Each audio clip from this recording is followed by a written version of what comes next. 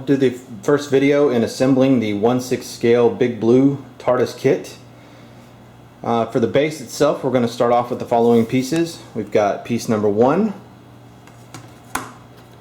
And we have piece number 2 that has some little ridges here.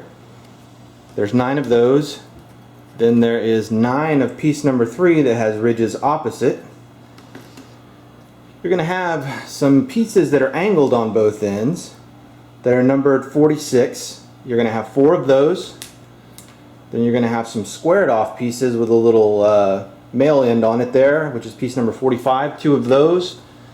And then you've got the female end that's squared off, 2 of piece number 44. So to go ahead and jump in and get started, the things that you're going to need on this are very basic. You're going to need some type of wood glue,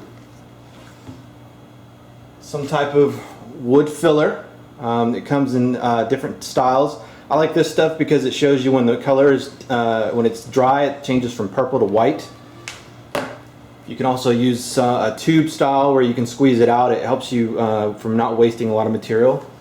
And then I got this from Rockler. It's a little mini glue bot thing, and it's got these smaller little applicator tips. They're much easier to use. I prefer using them.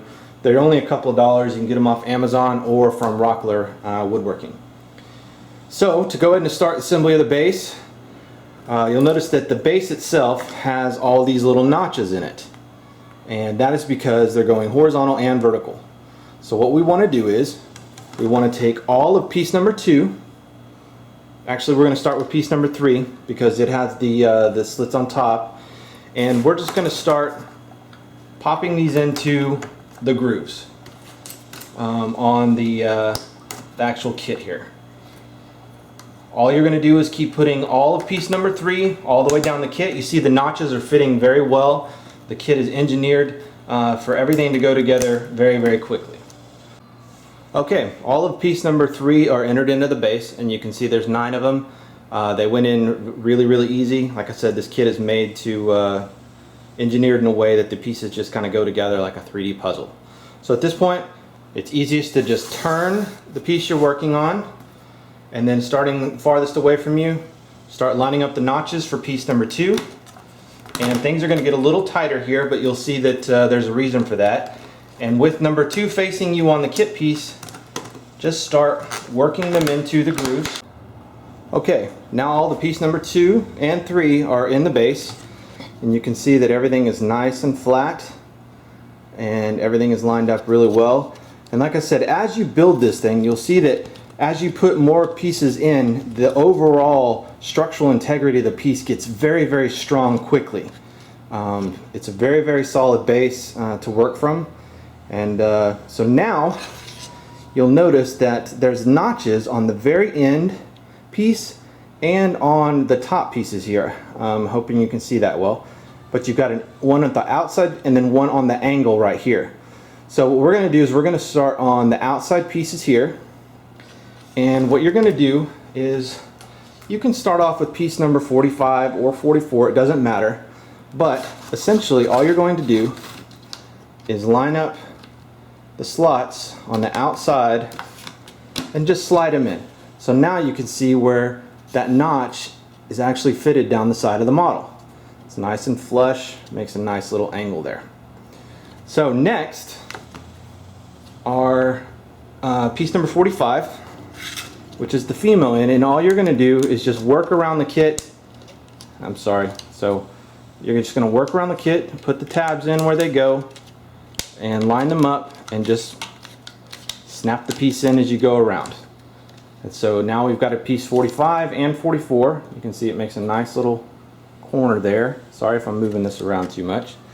Now grab another piece number 44 and do the exact same thing. Just line up the tabs, snap it in. Now you'll see that it goes in really easy, but it doesn't come out.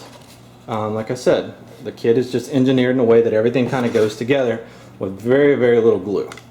Last piece, 45, again, just line up the tabs, and then all you're going to do is just snap them in. The last piece is a little bit more difficult, just to get everything lined up, but once you do, you'll know when everything is nice and flush. You can look all the way around. So now you've got all the outside edge pieces.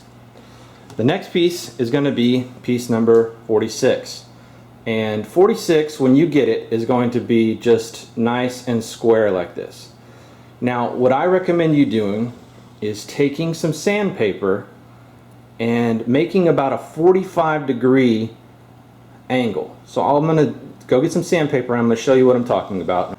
Okay, so here I've got a piece of 60 grit sandpaper, and I'm going to take the side that does not have the number etched into it, the opposite side, and what I'm going to do is I'm just going to sand this end down. And I'm just going to work back and forth on a flat surface with some sandpaper, and be very careful that you don't do what I just did and snap the piece. Luckily, I've got another one right here, and so I'm going to do it again. So slowly, while holding it, just work back and forth. And all you really need to do is just get a little bit off of here. So if you get, see how I got that right there? That little edge right there is going to work great. So now, when you come in here and you snap this piece in, when you do it like that, you're going to have a nice, crisp angle right there. And that's the reason you do that. But now that we got to this point, essentially all we need to do is come back through here with some wood glue and just kind of tap some spots in here with it. You don't have to go crazy. Now, I actually have a base over here that I've gotten a little bit further on, and you can see that where the dark areas are right here is where I've put wood glue. Now, it is way 100% over glued, but that's just me. This thing's never going to go anywhere. The wood didn't seep through on the back. You can see the back is still nice and clean. That's a good indicator of how to glue and what it looks like when it's dry. Okay, now for the next part we're going to talk about is we need to actually put the skin pieces on the outside. Now, on the base that you're assembling, it's going to look like this right now. And you're going to have a part number called 32 and a part number called 33. The 33 has the angled ends on it. Now, what we need to do for this is, I've already put pieces number 32 on the outside here. All you have to do is start at an end and work your way around. Now, the pieces are a little bit long so that they butt up against each other, and all you need to do is just sand it down and put a little filler on there, and when you put primer on, it's not actually going to show. So they overlap a little bit, and just do that all the way around the kit, and then just clamp it and let it dry for a little bit before you start sanding. The clamp process doesn't take very long, especially here in Texas because the heat dries so fast, but just clamp it on there and everything will be good. 12, 14-inch clamps are going to work just fine on this kit. Now, part number 33, the angled piece, is going to go on next. And the way that it will work is, it will glue to part number 46 that we've just put on here, and it will go from corner to corner just like this, and it will leave a little bit of a gap just like this. Now, before we fill this in with putty, what we're going to want to do is, when it's dry, is come back and sand along the angled piece, flat with the angled piece, so it takes the high edge off, right here. We want it to be nice and flush going this way, and then we're going to come back in and we're going to fill it with some filler, let it dry, and then we're going to sand it.